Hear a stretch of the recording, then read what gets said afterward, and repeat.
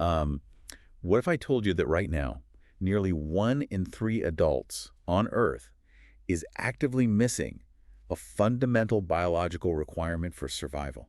And we are not talking about a lack of clean water here. Right, or, a caloric deficit or sleep deprivation. We are looking at a behavioral abscess that is so deadly and so systemic that it is currently the 4th leading cause of mortality on the planet. It really is staggering when you frame it that way. It is. I mean, when you think about a city, you usually picture the skyline, right? Yeah, the architectural design, the glass facades. Exactly. Or maybe like the fresh coat of paint on a revitalized downtown building. That's the cosmetic layer. Right.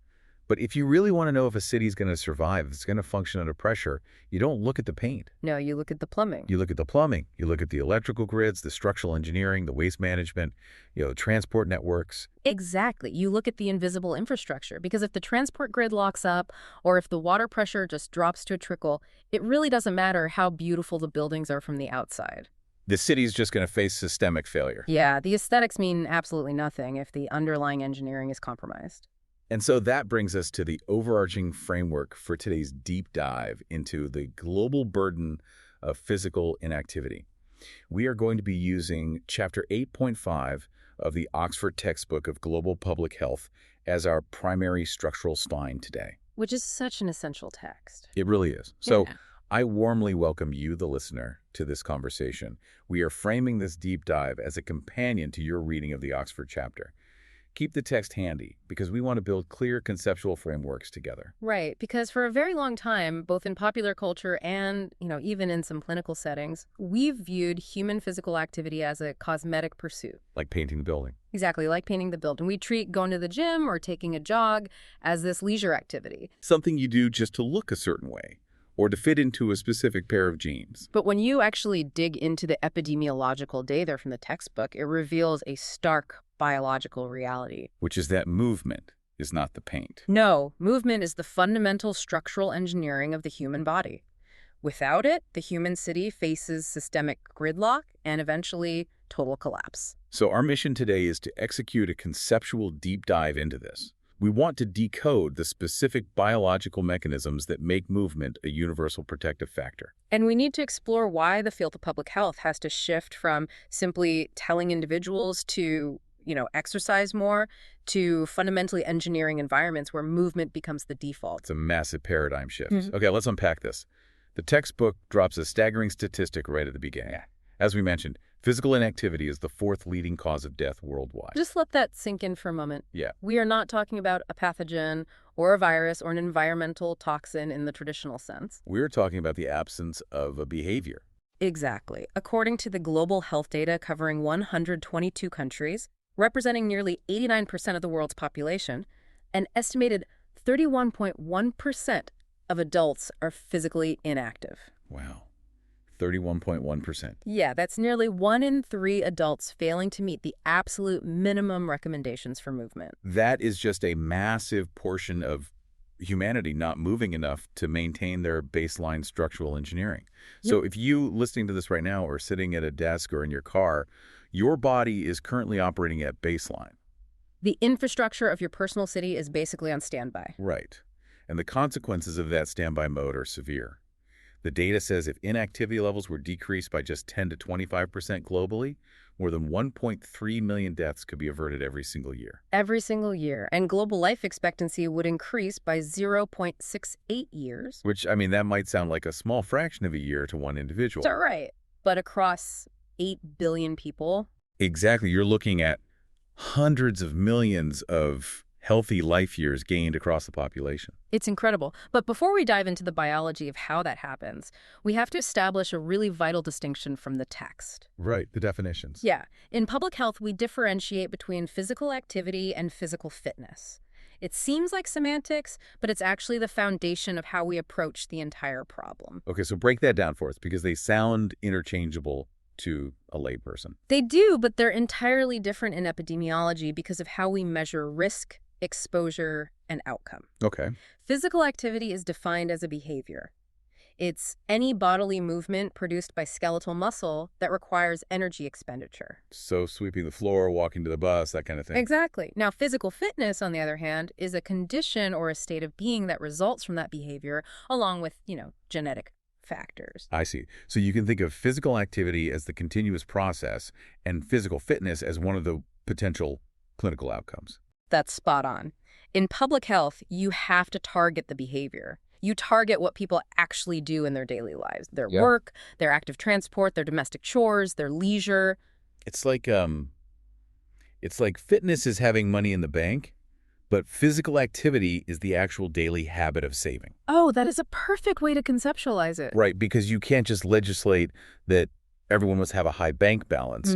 You have to create an economy where the daily act of saving is possible, accessible, and encouraged. Exactly. And when we look at the epidemiological demographics, this so-called economy of movement is highly, highly unequal. How so? What are the numbers? Well, the highest level of inactivity is reported in the Americas at 43.2%. Wow, nearly half. Yeah, while the lowest is in Africa at 27.5%.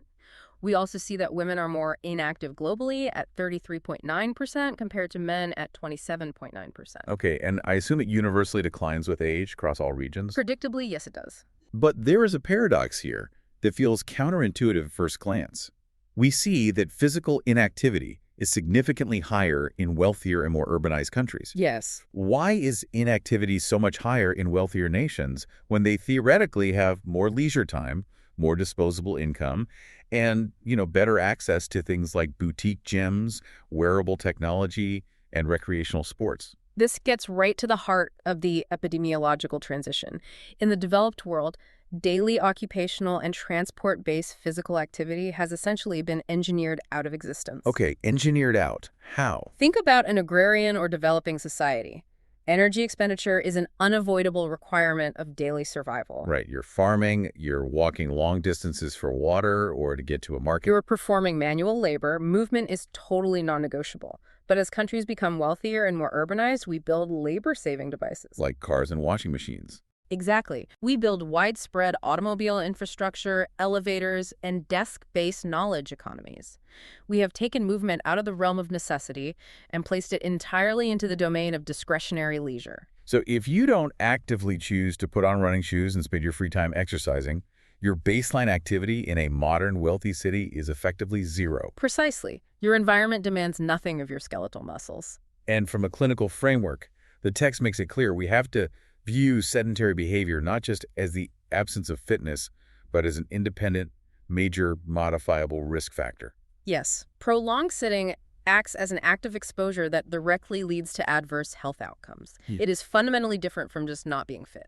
So sitting for 8 hours a day triggers specific detrimental metabolic pathways, regardless of whether you are biologically capable of running a mile on the weekend. Exactly, which brings us to a massive logistical hurdle. The measurement conundrum. Right. If physical activity is any bodily movement produced by skeletal, muscle-spanning work, travel, chores, and leisure, how on earth do epidemiologists accurately measure that across a population of millions? Yeah, if measuring the saving habit is so important, how are we auditing the bank accounts? It is notoriously difficult. To establish surveillance, researchers outline two main categories of measurement: subjective self-reports and objective device-based monitoring. So subjective would be like the surveys. Yeah, activity diaries, telephone surveys, and standardized tools like the International Physical Activity Questionnaire, or IPAQ. But those rely entirely on human memory. They do. They ask individuals to recall how much time they spent walking, lifting, or sitting over the past 7 days. And human memory is incredibly flawed, especially when we are asked to estimate mundane, repetitive tasks. I know I definitely underestimate my screen time, and I almost certainly overestimate the intensity of my gym time. We all do. Plus, what one person considers vigorous might be another person's warm-up. Right. Which is why the field has increasingly moved toward objective devices to capture actual biomechanical data. Exactly. We use pedometers, accelerometers, and advanced multi-sensor devices like the Acti-Heart monitor and the SenseWear Armband Pro 3.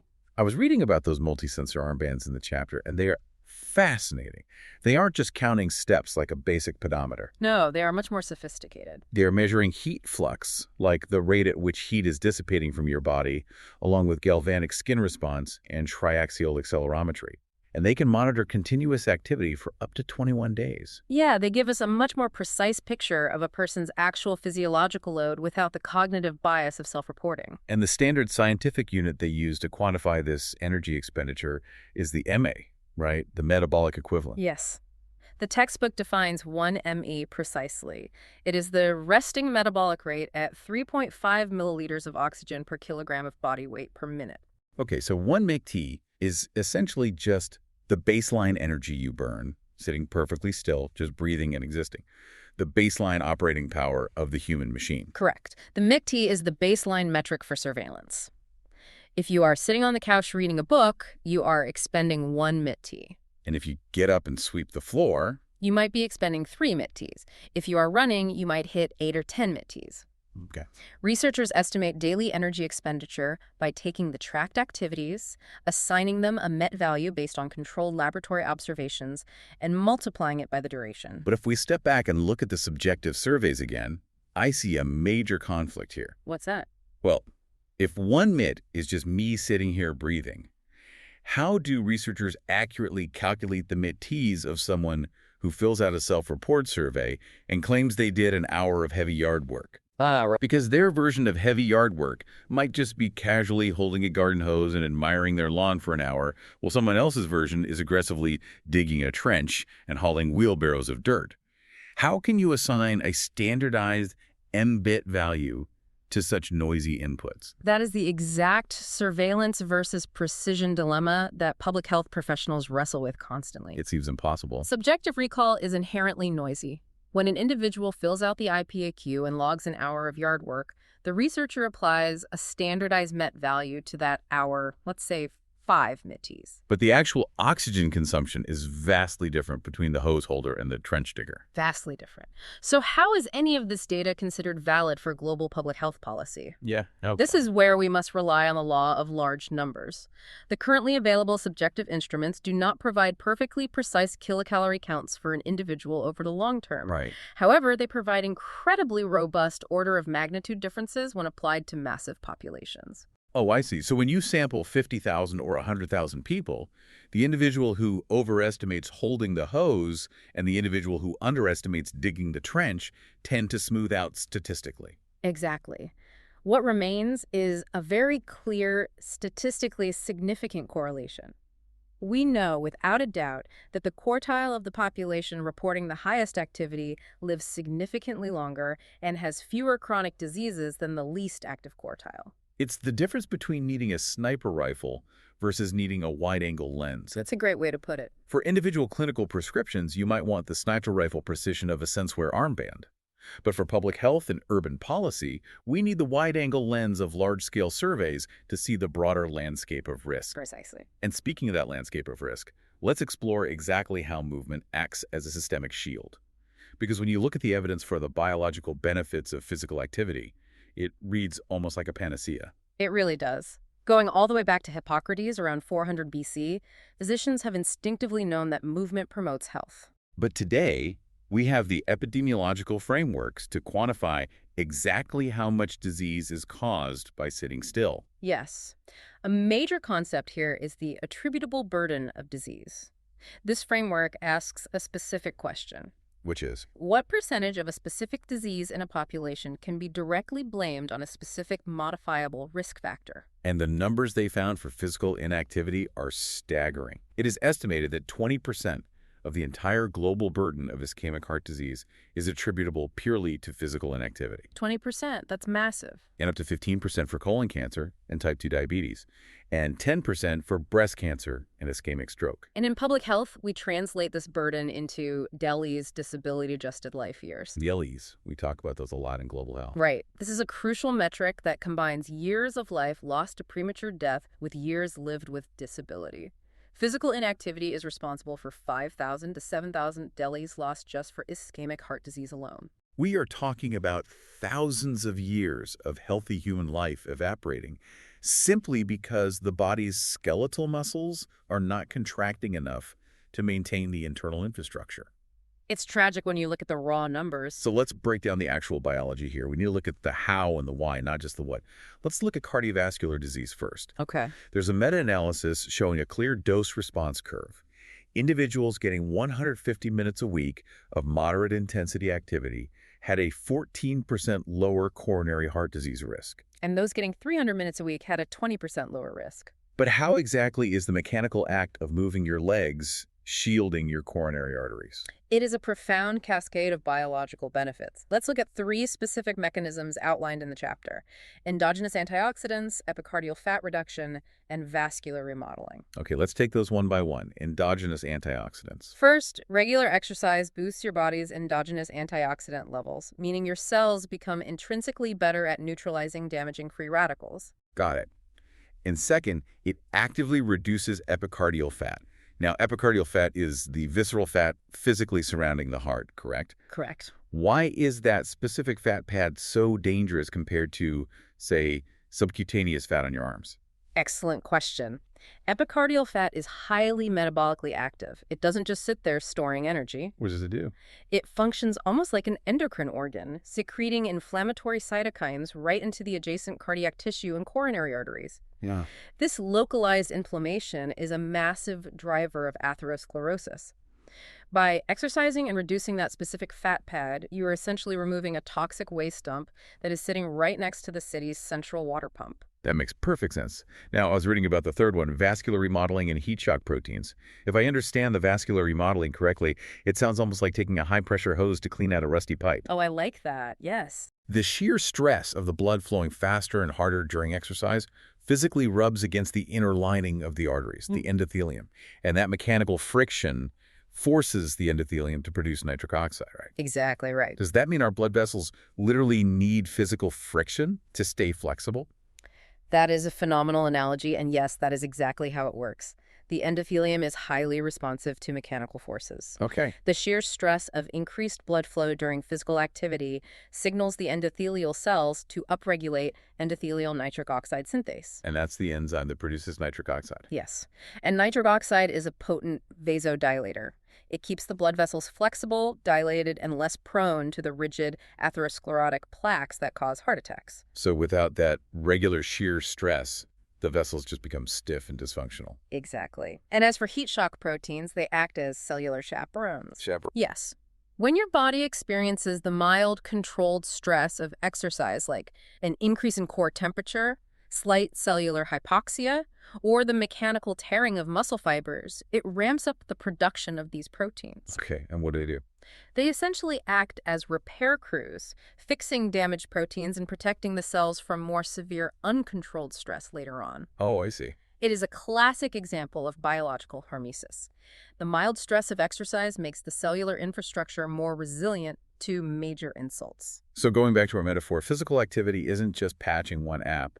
It is a systemic software update for the entire operating system. It cleans the pipes, it removes the toxic waste, and it deploys repair crews. That's incredible. And we see similar massive impacts when we look at diabetes and hypertension in the text. Absolutely. For type 2 diabetes, physical activity fundamentally alters glucose metabolism. How does it do that? Well, when you contract a skeletal muscle, those cells need immediate fuel, right? So the mechanical act of contraction actually stimulates these things called GLUT4 transporters. Okay, GLUT4 transporters. Yeah, it forces them to move to the cell membrane. And that allows the muscles to pull glucose directly out of the bloodstream. Wait, totally independent of insulin? Completely independent of insulin. Wow. So even if someone has severe insulin resistance where their cells are ignoring the hormonal signal to take up blood sugar, the simple mechanical act of walking forces the muscle cells to open their doors and pull the sugar out of the blood anyway. That is amazing. The muscle contraction basically overrides the insulin resistance. Precisely. And over time, this consistent energy demand lowers total body fat, reduces resting blood pressure, and improves the lipid profile by lowering low-density lipoproteins and raising high-density lipoproteins. In fact, the chapter highlights a landmark trial by Knoller et al. In 2002. It demonstrated that an intensive lifestyle intervention, primarily driven by physical activity and diet, was significantly more effective at preventing the onset of diabetes than metformin. More effective than the leading pharmacological intervention. That is a vital point. for clinicians and public health trainees to internalize. We are not just talking about supplementary wellness, we are talking about primary physiological modification. Yes.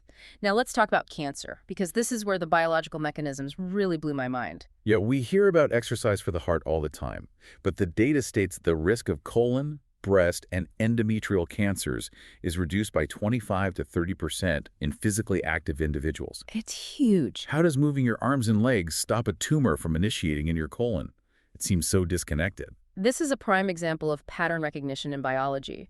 Think about what drives cancer initiation and progression. Well, it's a complex interplay of genetic mutation, oxidative damage, unchecked cell proliferation. Right, and a weakened immune system failing to recognize and destroy rogue cells. Exactly. Physical activity alters tumor initiation events by fundamentally modifying how carcinogens are processed and cleared in the body.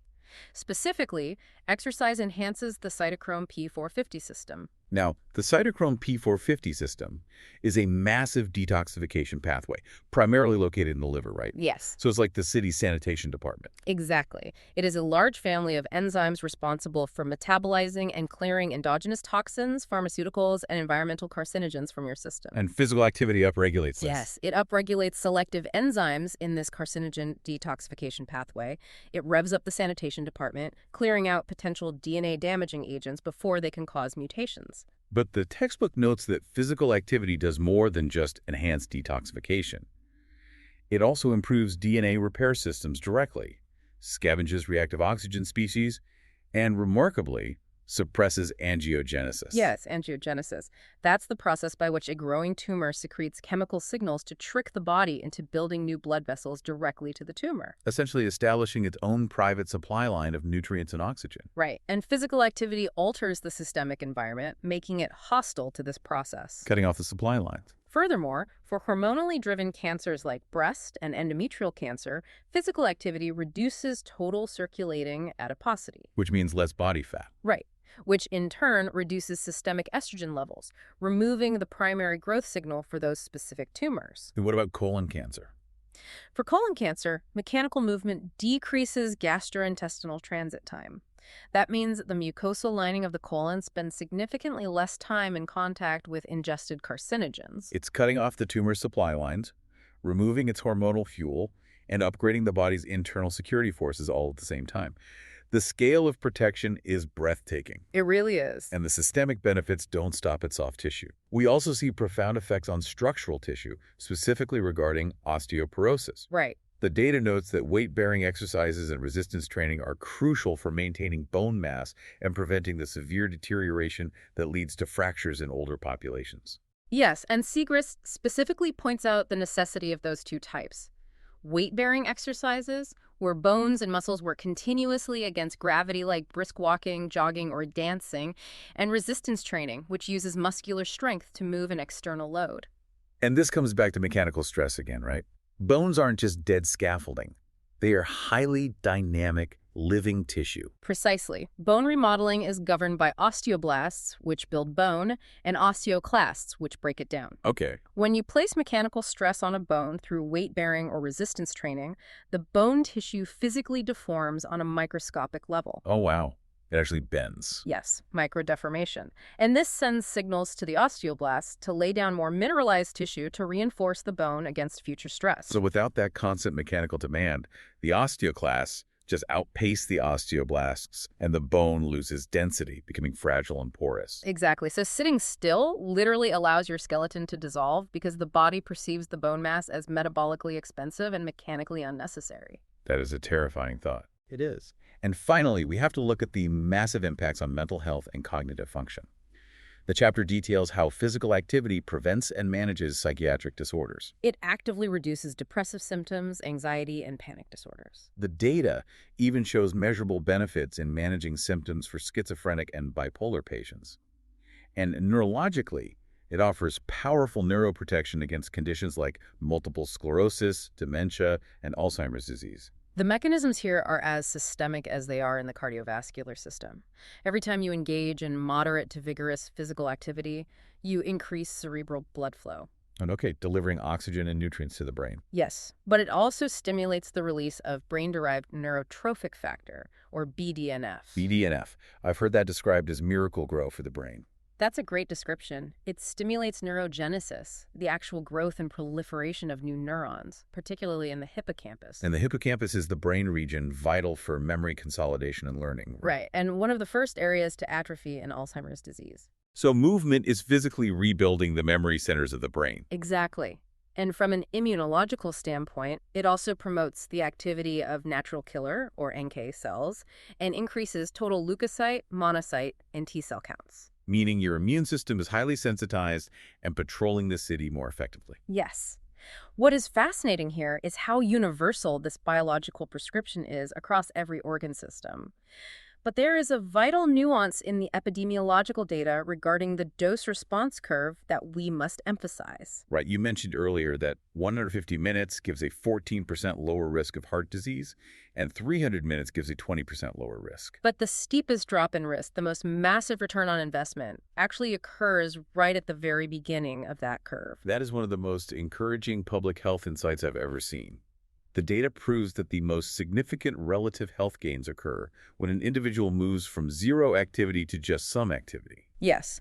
People who are physically active at levels lower than the minimum recommended 150 minutes, nonetheless had significantly lower risks of chronic disease compared to those who remained completely sedentary. It dismantles the perfectionist barrier. You do not need to run marathons or hit 300 minutes of vigorous intensity to see massive life-altering public health gains. Exactly. The simple transition from completely sedentary to lightly active provides an enormous protective biological shield. So, we have established beyond a shadow of a doubt that physical activity is the ultimate systemic medicine. It clears the plumbing, it patches the cellular software, it fortifies the skeletal walls, and it upgrades the brain. Without a doubt. So, why aren't we doing it? If we know this is the cure, why are 31.1% of adults failing to move? This brings us to a critical transition in our deep dive. Right, moving from the biology of the individual to the sociology of the built environment. Yes. This is where public health professionals must confront a difficult historical reality. For decades, we have operated under a flawed clinical model that treats inactivity as an individual moral failing. Like a doctor tells a patient they need to exercise to manage their blood pressure. When the patient returns 6 months later and hasn't exercised, the medical establishment often concludes that the patient simply lacks willpower or discipline. We blame the individual for failing to overcome their environment. Exactly. But the evidence forcefully argues that a comprehensive, successful intervention strategy must move far beyond the personal and interpersonal levels. It must target institutional, environmental, legislative, and policy levels. We have to shift from blaming the individual to upstream engineering. We have to look at land use, zoning laws, and building codes. I want to dig into that. Okay. I understand how zoning laws might affect urban sprawl, but give me an example of how a specific building code dictates my biological health on a Tuesday afternoon. Consider the architectural design of almost any multi-story commercial office building or apartment block constructed over the last 50 years. Where are the elevators? They're placed front and center in the lobby, beautifully lit, highly visible. Immediately accessible the moment you walk through the front doors. Now, where are the stairwells? In most modern buildings, the stairwells are hidden behind heavy, opaque fire doors. Exactly. They are often poorly lit, unventilated, painted drab colors, and designed strictly for emergency egress, not for daily human use. Right. In many cases, if you take the stairs, the doors actually lock behind you to prevent floor-to-floor access. The environment has actively pathologized the use of stairs. Wow. It treats using your own skeletal muscles to ascend a building as an emergency anomaly rather than a normal human behavior. Precisely. But by simply altering building codes to mandate that staircases be open, attractive, well-lit, and centrally located alongside elevators, an architectural and policy concept known as active design, you naturally subconsciously encourage thousands of people to use their skeletal muscles multiple times a day. You engineer energy expenditure back into the daily routine without anyone having to muster the willpower to go to a gym. You are making movement the default option. But the public health challenge goes even further upstream when we look at entire neighborhoods, particularly when discussing urban slums and low-income areas in the text. The data highlights the critical foundational role of safety. We can build all the beautiful parks, sidewalks, and outdoor gyms we want, but if they are located in a high-crime area, they are entirely useless as health interventions. This is where urban planning, law enforcement, and epidemiology profoundly intersect. The data states very clearly that planners must ensure safe facilities, particularly in high-crime areas, slums, and geographically remote communities. If a neighborhood is too dangerous for a woman to take an evening walk, or if parents are justifiably afraid to let their children play outside because of gang violence or traffic hazards, then crime and poor urban planning become primary, direct public health barriers to cardiovascular health. This is such a crucial reframing. Sure. The textbook explicitly states that public health professionals must actively work with law enforcement agencies to assure security for residents. Yes. I don't think many people realize that police officers or neighborhood watch organizers or traffic calming engineers are actually functioning as part of the preventative cardiology team. If you are practicing public health, you simply cannot separate human biology from human geography. We call these the social determinants of health. Right. A clinical prescription for 150 minutes of brisk walking is a worthless piece of paper if the patient's streets are controlled by violence, if there are no contiguous sidewalks, or if the local air pollution is at toxic levels. Individual behavioral interventions are destined to fail. And in fact, it's arguably unethical to rely solely upon them if the built environment is inherently hostile to the target behavior. You cannot prescribe swimming to someone trapped in a desert and then blame them when they fail to swim. That is exactly it. We have to build the pool first. And that transitions perfectly into understanding exactly what the biological prescription is and how these environments dictate the synergy of our habits. Let's look at the actual global recommendations from the World Health Organization. They break it down by age group. Right. For children aged 5 to 17, the recommendation is 60 minutes of moderate to vigorous physical activity every single day. For adults aged 18 to 64, it is 150 minutes of moderate intensity activity or 75 minutes of vigorous intensity activity per week. And for those 65 and older, it is the same 150 minutes, plus specific exercises aimed at balance and muscle strengthening to prevent falls and maintain independence. And here we must clarify a vital clinical differentiation for practitioners: the difference between moderate and vigorous intensity. Right, because it's a common point of confusion. My version of moderate might feel vigorous to someone else. I've always heard clinicians use the talk test as a functional heuristic. If I understand it correctly, moderate intensity activity means your heart rate is elevated and you are breathing harder, but you can still comfortably carry on a conversation. You can talk, but you wouldn't have enough breath to sing a song. Yes, things like brisk walking, heavy gardening, or a casual bike ride fit there. Vigorous intensity activity, on the other hand, means your heart rate is significantly elevated, you are breathing rapidly and deeply, and you can only say a few words before needing to pause and gasp for breath. Running, fast cycling, or competitive sports fit this category. Is that heuristic accurate enough for public health tracking? Yeah. Is it? Yes, the talk test is an excellent, highly validated heuristic for clinical practice because it self-adjusts the individual's baseline fitness level. It doesn't require a heart rate monitor. It simply relies on the physiological threshold of respiration and oxygen demand. Oh, that makes it very accessible. But beyond just hitting those minute targets, the data highlights a fascinating secondary effect: dietary synergy. Dietary synergy. Yes. Studies by Jago et al. And Madison et al. Found that physical activity and fat consumption are inversely related. Active individuals are significantly more likely to follow national dietary recommendations, track their calories, and plan their meals. It seems like healthy habits hunt in packs. There's a cascading effect. Once you start moving, your body's regulatory systems come online, and you suddenly crave better fuel. Exactly. You want to eat better to support the movement. Yeah. There's a profound clustering of health behaviors. Research by Kruger and colleagues found that people who were successful at maintaining a healthier lifestyle were far more likely to engage in a suite of synergistic behaviors: weighing themselves, planning meals, and engaging in leisure time cooking. Conversely, sedentary individuals who consumed fewer than 5 servings of fruits and vegetables per day and ate fast food twice a week or more were far less successful at adopting any single healthy change. There is a psychological momentum to health. Self-efficacy in one physical domain often spills over into another. But again, we run headfirst into the brutal reality of the built environment and socioeconomic status. This synergy is often blocked by geography. It is. If you live in an urban slum or a highly deprived area, healthy food is objectively more expensive and harder to find. Unhealthy, calorie-dense, ultra-processed foods are cheaper and hyper-accessible.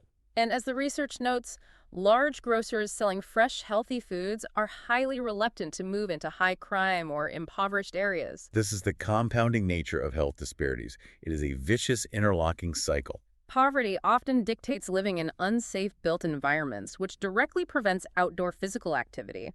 And the exact same lack of safety and economic infrastructure deters grocers from opening stores, leading to the creation of food deserts. So the population is simultaneously locked into a sedentary lifestyle by the threat of violence or lack of infrastructure, and locked into a high-fat, low-nutrient diet by economic reality. This is why the lifestyle prescription requires massive structural policy-level interventions. We need zoning laws that incentivize fresh food markets in low-income areas. We need infrastructure grants for safe street lighting. Right, because handing out educational pamphlets on the food pyramid to someone living in a food desert is just a failure of public health. A complete failure. We have to engineer the environment across the entire span of a human life. Which leads us to our final major framework from the chapter, lifespan strategies. Yes, because the approach to engineering movement changes drastically depending on whether you are dealing with a toddler, a teenager, or a retiree. The data outlines how we need to intervene from birth to old age, and they start right at the beginning. Children in daycare centers, from birth to 5 years old. This represents the application of life course epidemiology. The central thesis is that health-enhancing physical activity behaviors must be established during the critical formative years. If we can establish movement as a baseline norm early, we can prevent the self-sabotaging behavior patterns that become incredibly rigid and difficult to break later in adult life. Studies by Vasquez and Sugiyama note a modern sociological shift. With the increase in dual-income households and working women, vastly more children are spending their formative early years in formalized daycare centers. However, audits of these environments reveal that many daycare centers inadvertently promote high levels of sedentary behavior, keeping kids seated for long periods for safety or ease of management. So the very first institutional environment a child experiences is teaching them to sit still. It's exactly like learning a language. If you learn the language of movement in daycare, if running, jumping, climbing, and exploring physical limits become your baseline normal, you achieve a kind of physical fluency for life. Your brain wires itself to expect movement. But if you try to learn that language at 50 or 70 years old, when you've been sitting at a desk for decades, it requires immense, deliberate cognitive effort and constant translation. That is a highly accurate neurological analogy. The neural pathways governing motor skills and the dopamine reward loops associated with physical exertion are laid down early. Public health policies need to actively regulate and restructure daycare environments to mandate active play, which is critical not just for cardiovascular health, but for early motor skill development and spatial awareness. And as we follow the lifespan into adolescence, the challenges shift dramatically. Yes, the data identifies the internet and screen time as a major, unprecedented hurdle. The rapid expansion of screens, smartphones, and social media actively tethers adolescents to a sedentary lifestyle. But the authors suggest a nuanced approach. Right. Rather than just fighting the technology, we should try to use the internet itself as a platform to inform and encourage youth to be active. Though measuring the real-world impact of digital interventions is notoriously difficult. Very difficult, which is why the physical school environment remains the most potent point of leverage for adolescents. And there's a critical nuance in how we design school-based interventions. All right, there's a fascinating Australian study mentioned in the text called the DREMA Project Girls Lead, Achieve, Mentor, Activate. What really stood out to me was their specific methodology. What did it do? Well, their activities, like running laps around the gymnasium or completing obstacle courses, were specifically designed to promote team effort and cooperation without requiring a high level of elite motor skill or athletic performance. Why is that distinction, focusing on teamwork over elite skill, so vital for adolescent public health? Because of the psychological barrier of alienation, if school sports programs and physical education curricula only reward elite athleticism, high motor skills, and intense competition, They systematically alienate the vast majority of the student body. Oh, I see. The kids who are slightly overweight or uncoordinated or simply late bloomers learn very quickly that physical activity is a domain where they fail and experience social embarrassment. So the very students who need the physical activity the absolute most are the ones who opt out entirely. Exactly. By shifting the focus of the GLAMA project to teamwork, inclusive participation, and cooperative goals, they decoupled movement from athletic anxiety. They provided a feasible, highly effective strategy to keep all adolescents moving and building physical self-efficacy, regardless of their innate sporting prowess. It prevents the trauma that makes people hate exercise for the rest of their lives. It does. And beyond the school gym, the data again brings up neighborhood walkability for adolescents. Belgian studies have shown that the built environment, whether there are safe bike lanes, crosswalks, and appealing destinations within a short distance, directly molds the independent behavior patterns of teenagers. Then, as we move into adulthood, the public health strategy shifts again, focusing heavily on the primary care setting. The data discusses exercise on prescription, or EOP schemes, and exercise referral schemes, or ERS. These aren't just theoretical, right? No, they're being deployed globally, from community interventions in Denmark to programs tailored for South Asian Muslim women to diverse populations in South Africa and the U.S. Yes, the EOP programs are a direct attempt to medicalize movement in a positive way. They encourage general practitioners to literally write a prescription for physical activity as a frontline prevention and treatment strategy. Often, this involves referring the inactive patient to a third-party supervised activity regimen, like a subsidized community gym or a walking group led by a health professional. However, the major limitation noted in the data is economic. Cost, both for the healthcare system to subsidize the programs and for the patient in terms of transport and time, remains a barrier. But the core lesson is customization. Tailoring these strategies to enhance adult confidence, educating them deeply on the biological benefits, and directly addressing the specific sociocultural or economic barriers they face is essential. The tactics that work for a toddler in daycare will absolutely not work for a 45-year-old office worker managing a mortgage and a chronic back issue. And finally, we look at the elderly population. As people age, they naturally slide into a more sedentary lifestyle due to joint pain, loss of muscle mass, or fear of injury. The interventions here need to be highly pragmatic, simple, home-based, and financially viable. Things like automated telephone check-ins, small financial incentives, and peer counseling have been tested. But they often yield relatively small, short-lived results. To me, this really reinforces the entire life course argument. Building the habit early and living in an urban environment that naturally and safely demands movement is exponentially more effective than trying to bolt on a behavioral intervention when someone is 75 years old and already suffering from osteoarthritis and cardiovascular decline. Precisely. From the infant in daycare to the elderly citizen navigating their home, the overarching theme is undeniable. Physical activity operates as a uniquely powerful, multi-systemic protective factor across almost every major disease domain. But the opportunities to engage in that movement are relentlessly dictated by external forces: transport systems, workplace structures, neighborhood safety, and cultural norms. We cannot rely on individual willpower to solve a systemic engineering failure. We have to design the city and the society so that movement is the unavoidable, safe, and natural default. We have covered an immense amount of ground today. We've looked at the global burden of inactivity, unpacked the complexities of measuring METs across populations, and zoomed in on the profound microscopic cellular mechanisms, from sheer stress in our arteries to cytochrome P450 in our livers that protect our hearts and prevent tumors. And we've zoomed out to see the massive systemic environmental changes required to get humanity moving again. Before we test our recall, I want to leave you with a final provocative thought experiment. Imagine for a moment that every single biological effect of physical activity we discussed today could be synthesized into a daily pharmaceutical pill. Wow, okay. This pill would clear out your arterial plaques. It would force your muscles to absorb glucose independent of insulin. It would upregulate your liver's ability to destroy carcinogens. It would build bone density, grow new neurons in your memory centers, and wipe out depressive symptoms. If that pill existed, it would undoubtedly be the most widely prescribed, universally celebrated, and aggressively marketed drug in human history. It would be hailed as a literal miracle cure, preventing everything from colon cancer to Alzheimer's, with virtually zero negative side effects. Yes. But because this cure requires our time, because it requires sweat, and because it requires safe city infrastructure to perform, We routinely brush it aside as a cosmetic luxury. Will future generations look back at our sedentary, car-centric urban designs, our locked-in windowless stairwells, and our desk-bound office cubicles the exact same way we now look back in horror at doctors casually smoking cigarettes on airplanes? It is a sobering, vital question, and it is the exact framework that every public health professional and urban planner must keep at the forefront of their minds when designing the interventions in cities of tomorrow. Okay, let's lock in today's deep dive with some rapid-fire recall.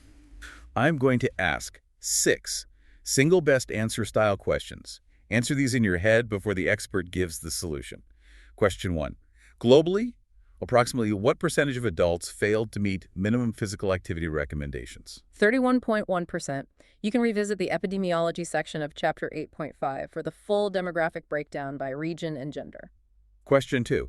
In terms of epidemiological surveillance and measurement, what does 1 MP, or metabolic equivalent, precisely represent? It represents the resting metabolic rate, specifically defined as the consumption of 3.5 milliliters of oxygen per kilogram of body weight per minute.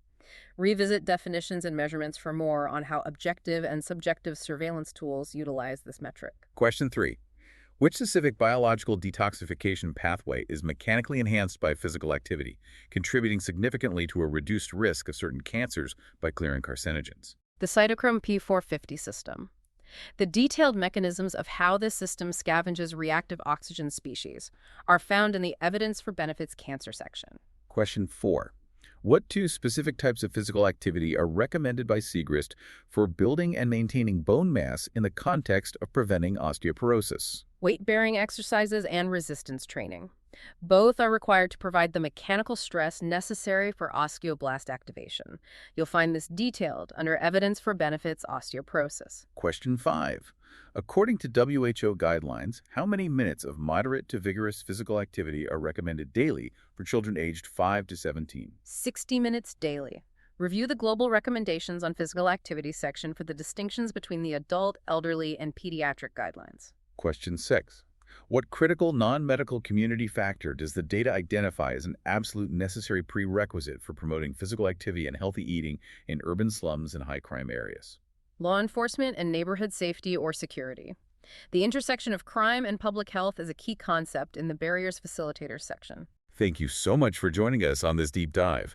Keep your Oxford textbook open, keep actively questioning the infrastructure around you, and start applying these frameworks to your clinical and public health practice. Because remember, the paint on the building might look nice, but it is the plumbing that keeps the city alive. Stay curious and keep moving.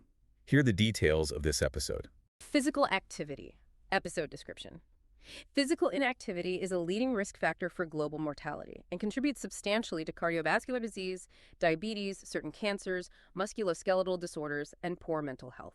Despite clear evidence of benefit, modern environments increasingly discourage movement. This episode examines the global burden of physical inactivity. This episode examines dose-response relationships between activity and health outcomes. This episode examines sedentary behavior as an independent risk factor. This episode examines built environment and urban design.